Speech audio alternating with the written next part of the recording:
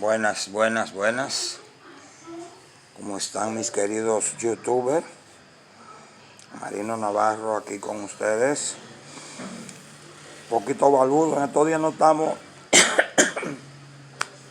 para estar saliendo a ninguna parte, nos afecta a la esposa y hay que salir a buscar los aparatos y afeitarse. Es un poco incómoda la situación. Queríamos decir algo por aquí porque vimos a Samuel dando unas explicaciones muy acertadas sobre las 4 preguntas que él nos había formulado. Vimos que se quejaba con cierta amargura de que únicamente yo, entre los estudiantes de la filosofía Vedanta, me animé a contestar. Yo quería decirte, Samuel, que recuerdes esa frase de Devanand, y así espero que la copien mis youtubers, porque es una frase que tiene mucho sentido, mucho sentido. Yo no la recuerdo exactamente palabra por palabra, pero decía esa frase.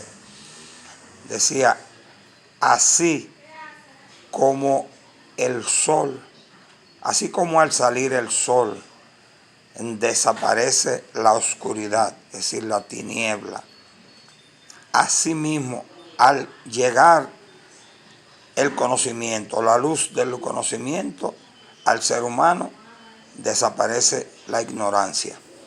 Si alguno conoce esta frase, me la puede corregir en su forma, pero lo que está tratando en esencia esta frase es precisamente que el desconocimiento es oscuridad, es ignorancia, más la luz, el conocimiento, es sabiduría, es precisamente conocimiento. La luz es conocimiento, es saber. Entonces, digo esto para que mi hermano y amigo Samuel no se desesperen, porque los muchachos se muestren dejados o descuidados o renuentes o lo que sea. Alguna vez se animarán. Algunos yo sé que se han envuelto en malla y han tomado otros rumbos, a veces incluso contrarios, totalmente contrarios a lo que ellos predicaron durante tanto tiempo.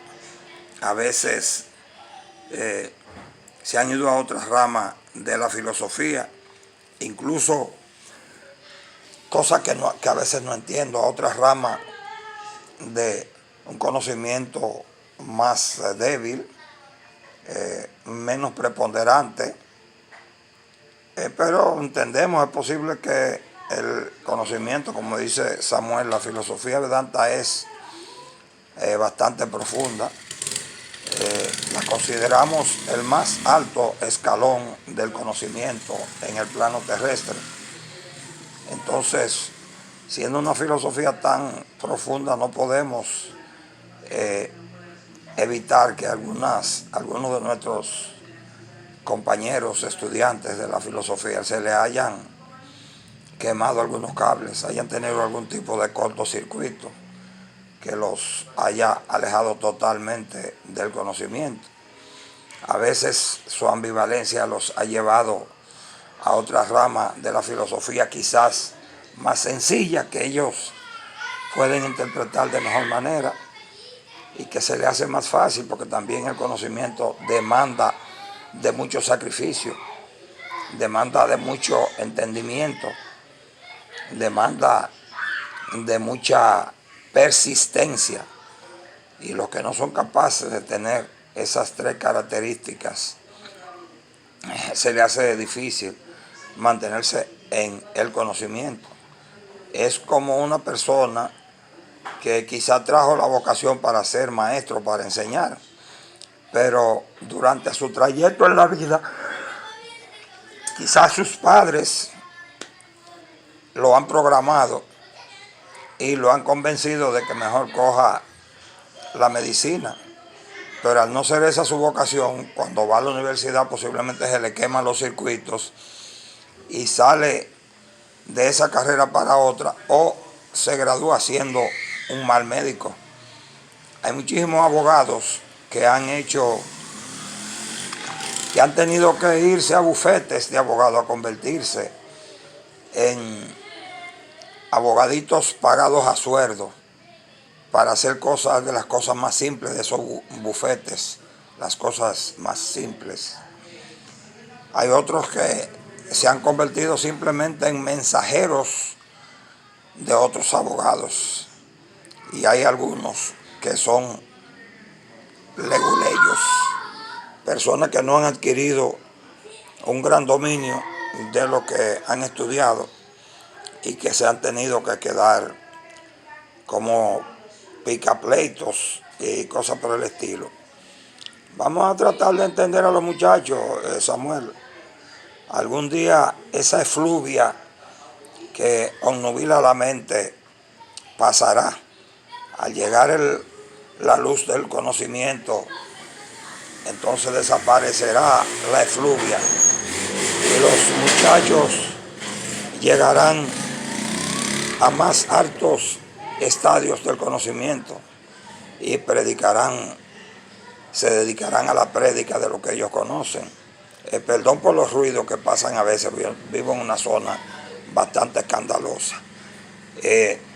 Pero yo quiero que recuerdes, Samuel, y recuerden ustedes, señores que me escuchan, por allá por los años, no recuerdo si fue por los años 80 o por los 90, se inventaron una oración mundial por la paz. Recuerdo que se dijo que en cada parte del mundo a una determinada hora, no recuerdo cuál era la hora específicamente, debía de convocarse a gente a los diferentes parques, sobre todo donde hubieran fuentes de agua. A mí me tocó orar ese día en la fuente de agua que está detrás del Museo del Hombre, ahí en la ciudad de, ¿cómo le dicen? No recuerdo cómo le dicen, donde está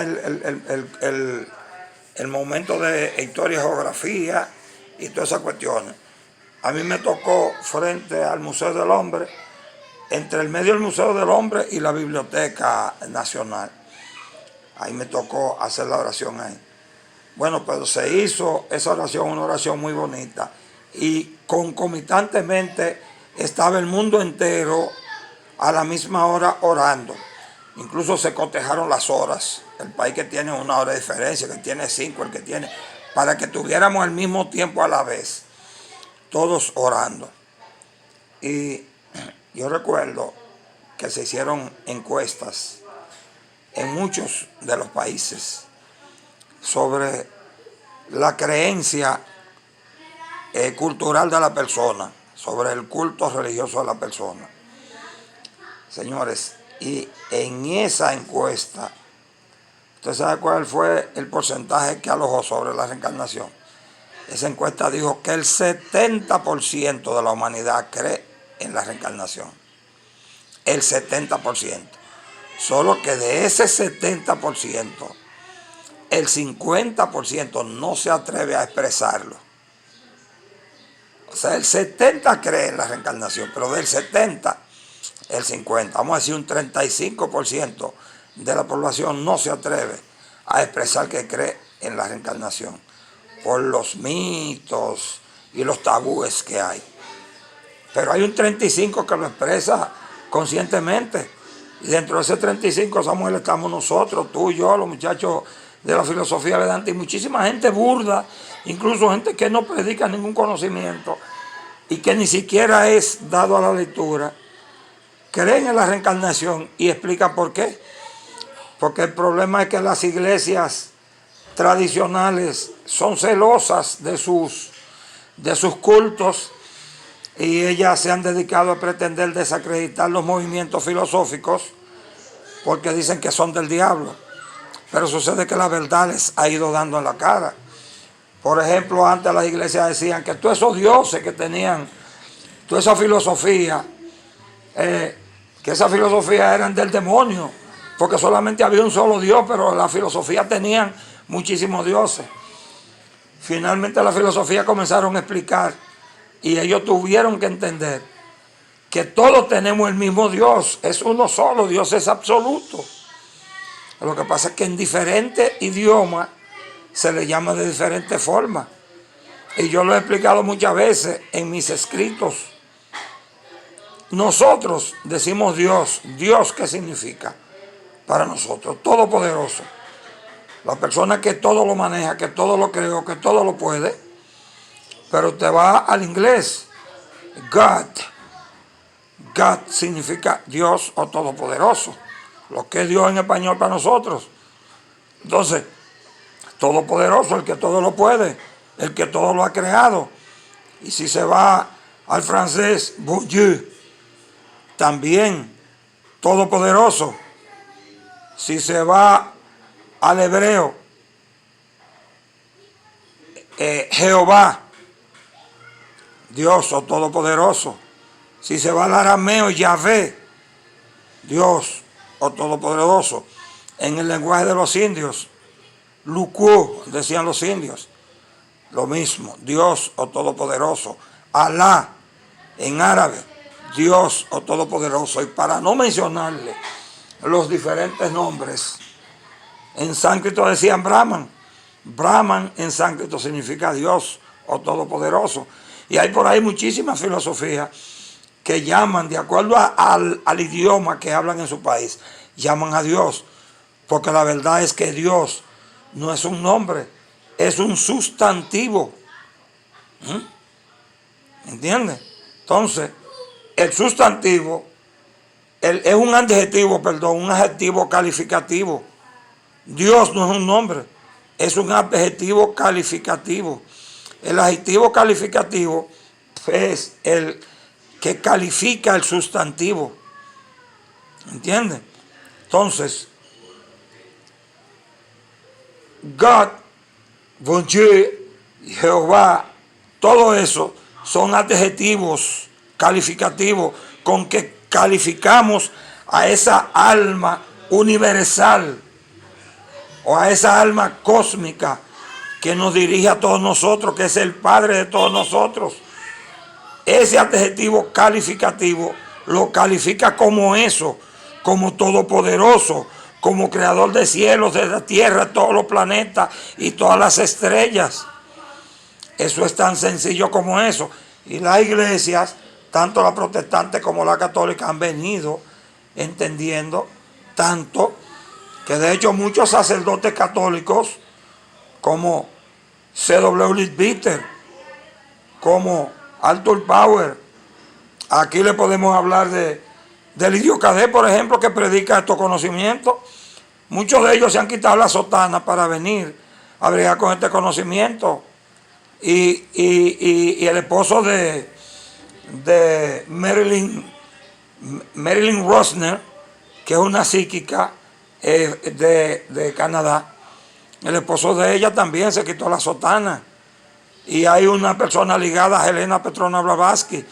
Mucha gente ha visto en este conocimiento un despertar verdadero, una cuestión que no se estanca como las religiones, que independientemente de que tienen una muy buena enseñanza y hacen muy buen trabajo a la humanidad, pero están estancadas, únicamente predican la Biblia y no se han dado cuenta que ellos mismos nos enseñaron a nosotros lo que ellos primero le llamaban escudriñarlo todo y retener lo bueno. Eso me lo predicaron a mí muchos evangélicos, muchos cristianos. Pero sucede que cuando yo les refutaba y muchos otros les refutaban, ellos entendieron que eso no les estaba quedando bien, porque yo les decía, bueno, A mí me dice la Biblia que lo escudriñe todo y ustedes mismos son como lo han enseñado y retenga lo bueno. Entonces yo he escudriñado todo y estoy reteniendo lo bueno. Y ellos han tratado de cambiar el dicho ahora. Ellos dicen que la Biblia no dice eso, que la Biblia dice escudriñar lo bueno y retenerlo todo. Pero, ¿y cómo me explican ellos qué es lo bueno? Cuando ellos andan también por diferentes ramas de perdigados. Pentecostés por un lado, adventista por un lado, testigos de Jehová por otro, y Mitenarón por otro, y mormones por otro, y bueno, andan por diferentes caminos. ¿Quién de ellos podría sentarse sencillamente desprendido de todo criterio de apegamiento al conocimiento que ellos predican? Es decir, sin parcialidad, podría decirme entonces qué es lo bueno, como para que yo lo aprenda y lo retenga todo. Han cambiado ese sistema de ver las cosas. Entonces, Samuel, nosotros gradualmente hemos ido consiguiendo adeptos. Y cuando digo nosotros no me refiero a ti y a mí. Me refiero a todos, los grandes, los pequeños y los incluso niñitos, pequeñitos en términos de conocimiento, que hemos llegado al conocimiento. Ha llegado al corazón de nosotros, como decías tú ahorita, Allan Kardec, Alice Berley, Shankaracharya, Vivekananda, Helena Petrovna Blavatsky, P. Pauri, C.W. Leadbeater, Arthur Power, Connie Méndez, y todos los que en definitiva han hecho que el conocimiento se transmita desde Oriente para Occidente, porque en Oriente siempre ha existido ese conocimiento, es viejo. Entonces han hecho que ese conocimiento llegue desde Oriente aquí a Occidente. Y oye, hace 30 años, 40 años, la gente no se atrevía, aún creyera en la reencarnación por muchísimas razones, no se atrevía a explicarlo. Y en muchos los templos que se han creado a nivel del mundo, incluso aquí en República Dominicana. Hay muchos templos que se han creado y tú te encuentras donde quiera con gente que practica el budismo, que practica el krishnaísmo, que practica la filosofía vedanta, que practica muchísimas cosas. Entonces, nosotros, los que hemos estado aprendiendo ese conocimiento, estamos haciendo lo que Dios nos ordenó. Ir por el mundo y predicar el Evangelio a toda criatura que vieres. El Evangelio no es necesariamente lo que ellos predican. El Evangelio es todo lo que se llama prédica en torno a Dios. Es todo lo que se llama redimir a las personas en torno a un conocimiento que puede llamarse Evangelio, filosofía, catolicismo y qué sé yo cuántas cosas. Pero nosotros estamos haciendo nuestro papel y hemos crecido muchísimo. Porque yo vivía en el ensanche Luperón hace 40 años y a los únicos que yo oía hablar del conocimiento, o no que oía, que yo escuchaba que había por ahí una gente que se reunían a hablar de cuestiones raras, era Arradó, ustedes allá en Mova, pero sin embargo yo vengo escudriñando el conocimiento desde ahora y sin proponérmelo, quiero decir sin proponérmelo conscientemente. Me lo propuse inconscientemente por aquella cosa que yo he explicado siempre, de que como mi padre y mi madre me hablaban de que concebían a Dios, yo no lo entendía. Mi padre y mi madre me decían que los reyes eran enviados de Dios, que venían a ponerle juguete a los niños inocentes y que a ponerle juguete a los niños pobres, pero sucede, y además que no se podía ser malcriado, que había que portarse bien con papá y con mamá. Y a veces nosotros orábamos los meses anteriores a diciembre, reuniendo todos los chelitos que conseguíamos para comprar menta y tabaco, porque eran viciosos los reyes, fumaban más que el carajo. Entonces nosotros guardábamos todo nuestro cuarto para comprar menta y tabaco. Y como nosotros éramos niños obedientes, a nosotros nos iban a poner los mejores juguetes. Pero sucede que los juguetes que nos ponían a nosotros no alcanzaban el precio de lo que nosotros habíamos invertido. No alcanzaban. Realmente nos ponían unos piticos que valían 5 cheles en esa vez. 5 cheles tenían realmente cierto valor, pero no alcanzaban más que el valor de quizá de 1 peso o de 2 pesos el día de hoy. Entonces, como mamá me decía que Dios era todopoderoso y que todo lo podía y que hacía lo que Él quería, yo decía, pero ¿y qué pasó? Que estos reyes, Dios es rico, Dios lo tiene todo, Dios es todopoderoso. ¿Qué pasó? Que estos reyes me traen este pitico de 5 cheles y yo quería una bicicleta. Pero cuando veía a los hijos del patrón de mi papá montados en bicicleta, y ellos eso sí eran mal criados, porque lo criaban mal realmente. Entonces yo decía, bueno, pero Dios mío, ¿y qué está pasando ahí? Entonces Dios lo que un desgraciado. Esas expresiones salían de mi corazón en un momento de disconformidad, ¿entiendes? Esas expresiones salían de mi corazón. Culpa precisamente de toda esa ignorancia que tenían los pueblos, está allantando a los niños de que existían los reyes y todas esas cuestiones, cuando esos eran mitos que habían prácticamente desaparecido, ¿entienden? Entonces, yo comencé una vez por error, digo que no fue por error porque no existe la casualidad, pero cayó un libro que se llamaba Dramática Profecía de la Gran Pirámide en mi mano. Y yo leí ese libro y no sé, como que me llamó la atención y seguí, digo, déjame indagar por aquí, intuitivamente. Después cayó uno que se llamaba La Pirámide de Keops, creo que era de Benavides o algo así. Y de ahí yo dije, pero ven acá, por aquí hay cosas que yo entiendo mejor que lo que me explicaban los viejos míos. Entonces cayeron los libritos de Connie Méndez y yo seguí por ahí. Y fui despertando la conciencia, pero ¿a cuántos he ayudado yo a despertar la conciencia? ¿A cuántos has ayudado tú?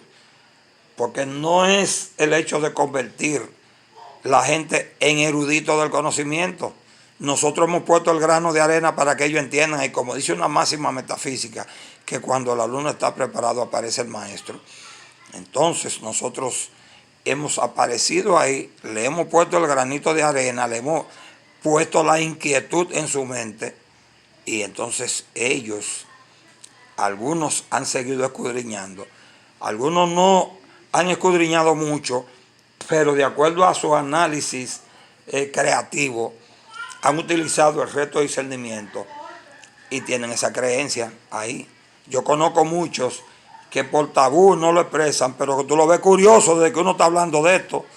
Curioso, José Enrique, mi amigo, donde nosotros hacíamos retrogresiones, siempre andaba de curioso tras nosotros. No sé si tú lo recuerdas a él, porque él iba a algunas cuestiones de nosotros. Decía, ¿y qué dice el karma de eso? Relajando con toda la cosa, porque él privaba en que no creía, pero siempre andaba curioseando. Entonces nosotros vamos a encargarnos, Samuel, de abrirle la mente a la gente. Aprovechemos su curiosidad, si eso es lo que ellos tienen, curiosidad. Aprovechemos su curiosidad y vamos a seguirle despertando la conciencia. Porque si logramos que algunos lean, van a preparar su camino para en una próxima encarnación, por lo menos, comenzar a buscar ellos por sí solos. Y quién sabe, porque estamos para evolucionar, no estamos para estancarnos. De manera que no te preocupes, los muchachos por lo menos anduvieron cerca del sendero. El que se hayan desviado o se hayan estancado no implica que se les murió lo que tenían. El conocimiento que tenían, a todos ellos, lo que yo he visto, toditos creen en la reencarnación. Y toditos saben que han vivido muchas vidas y que vivirán más vidas. Todos lo saben, eso es fundamental. Entonces, dejemos que ellos sigan su discurrir y que ese discurrir los lleve a ellos a ponerse en la escalera, como andamos buscando nosotros también. Lo importante es que nosotros no podemos desanimarnos porque algunos se hayan apartado de la búsqueda del conocimiento. Todo lo contrario, nosotros tenemos que seguir arriando y seguir tratando de que toda la persona que nosotros podemos encaminar a poner los pies en el sendero, o a por lo menos mirar a lo lejos hacia el sendero, que miren para allá. Vamos a seguir nosotros, cada uno con su nivel de conocimiento, haciendo lo que podamos. Estamos supuestos a no estar, no somos eruditos de la filosofía y por tanto podemos cometer algunos errores, podemos tener algunas confusiones, pero por eso nuestro conocimiento es revolucionario, porque estamos abiertos a escuchar el conocimiento de los demás, y si alguna cosa de la que los demás predican nos llega y nosotros podemos entenderla y ver que vale la pena, entonces esa la adoptamos y seguimos con ella y mezclamos ese conocimiento al conocimiento que nosotros tenemos. Voy a cortar aquí porque viene una bulla grandísima ahí. Mis youtubers, buenas tardes. Espero que esta breve exposición le haya servido de algo. Cualquier frase que yo les digo, analícenla, porque no soy yo no tengo qué sé yo, quizás no tengo la habilidad o quizás tengo ese conocimiento dormido de escribir frases célebres ni nada de eso. Pero suelo usar algunas frases que he leído de libros y que le he oído a otras personas. Lo importante es que el conocimiento es luz y tenemos que llegar a esos planos después de la muerte con el mayor conocimiento posible, para no ser engañado por las almas de niveles bajos, o por mejor dicho, por los demonios que viven en los inframundos o en los planos bajos. Buenas tardes, mi querido youtuber. Gracias. Estaremos por ahí preparándole un jugo un día de esto para limpiarnos el cuerpo, a propósito de que estamos comiendo sentados ahora, porque no se puede ir a cancha de basquetbol, ni a estadio deportivo, ni nada. Entonces estamos comiendo sentados y estamos engordando. Y nuestro cuerpo se está llenando de toxinas. Entonces vamos a prepararle un día de esto un juguito verde, como el que prepara mi esposa, para que ustedes hagan eso para ustedes. Buenas tardes.